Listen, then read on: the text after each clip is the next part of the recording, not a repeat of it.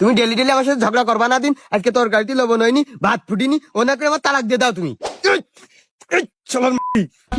তরকারি সাজা না, ভাত ফোটা না কেন? ভাতে একটু বেশি করে পানি দিয়ে জাল দিতে কি হয়? আমার কি খড়ি কাঠির অভাব আছে কোনো কিছু? হ্যাঁ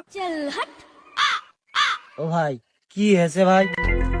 এ রিজাউল ভাই, ওদিক না ভাই এদিক, এদিক তাকে কথা কহ। জানেন রিজাউল ভাই, ও না শুধু আমার সাথে ঝগড়া করে, আমাকে খুব নির্যাতন করে। আপনি একটা কিছু করেন না ভাইয়া। জানেন রিজাউল ভাইয়া, ও না আমাকে খুব নির্যাতন করে, কিছু একটা করেন তো আপনি। করবে না, করবে না রিজাউলই করবে না। ওই নম্বরটা আমার সব দিয়ে দিছেন, আমি তো বাড়ি থাকি না, মাঝে মাঝে রিজাউলের ডাক দিছেন। থাক, আমি বাড়ি আইসে তোর মুখটা তো আমি বাড়ি না দেখি।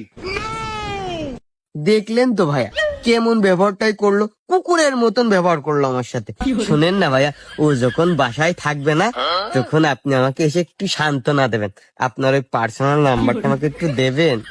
নম্বর তো দিয়াই যায়, আর এ পাড়া আর ও পাড়া এতে তো সমস্যা নেই।